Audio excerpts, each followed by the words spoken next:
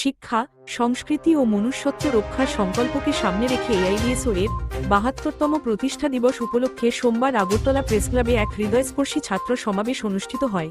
দিনের শুরুতে সিটি সেন্টারের সামনে থেকে ছাত্রছাত্রীদের একটি শান্তিপূর্ণ মিছিল বের হয়ে আগরতলা শহরের বিভিন্ন পথ পরিক্রমা করে সমাবেশস্থলে এসে মিলিত হয়। শিক্ষার অবক্ষয় ও বাণিজ্যিকীকরণের বিরুদ্ধে ছাত্র সমাজের কণ্ঠে উঠে আসে প্রতিবাদের সুর। পরে এক প্রতিনিধি দল সরকারি শিক্ষা রক্ষার দাবিতে শিক্ষামন্ত্রীর তথা মুখ্যমন্ত্রী প্রফেসর ডক্টর মানিক সাহার উদ্দেশ্যে ১০,০০০ গণস্বাক্ষর সম্বলিত স্মারকলিপি প্রদান করে। শিক্ষা বাঁচানোর এই আহ্বান উপস্থিত সকলের মনে গভীর দাগ কাটে।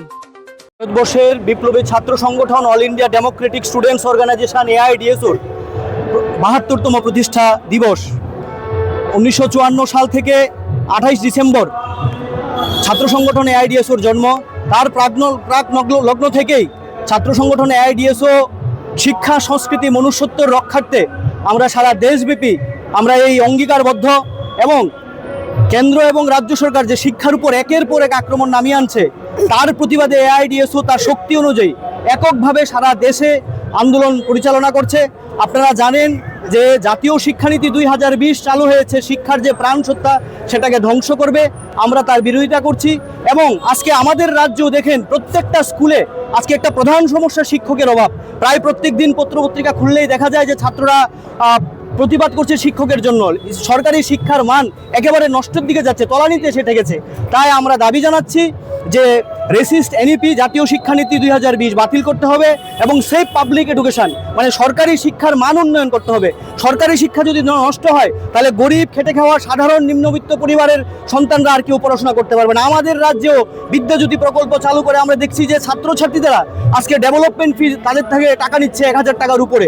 তাহলে এই যে ছাত্রছাত্রীদের হঠাৎ করে তাদের উপর আর্থিক বোঝা চাপিয়ে দেওয়া হচ্ছে। ইভেন কি করা হচ্ছে, নবম শ্রেণী থেকে হঠাৎ করে ইংরেজি মাধ্যম টিবিএসসির গুরুত্ব কমিয়ে দিয়ে সিবিএসসি প্যাটার্ন করে দিয়েছে। ভালো সিবিএসসি, কিন্তু সেটা তো ক্লাস 1 থেকে করার দরকার ছিল, সেটা না করে নবম শ্রেণী থেকে চালু করে দিয়েছে। তাহলে যে সমস্ত ছাত্ররা বাংলা পড়াশোনা করছে তারা কিভাবে ইংরেজিতে পড়াশোনা করবে? হঠাৎ টিচারদের ক্ষেত্রেও সমস্যা হচ্ছে। এই যে একের পর এক আক্রমণ শিক্ষার উপর, শিক্ষা আজকে বেসরকারীকরণের দিকে চলে যাচ্ছে।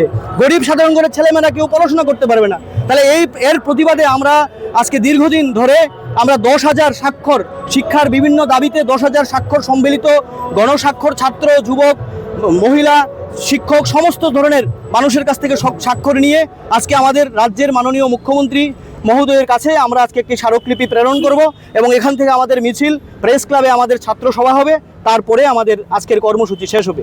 আমি রামপ্রসাদ আচার্য, রাজ্য সভাপতি এআইডিএসও।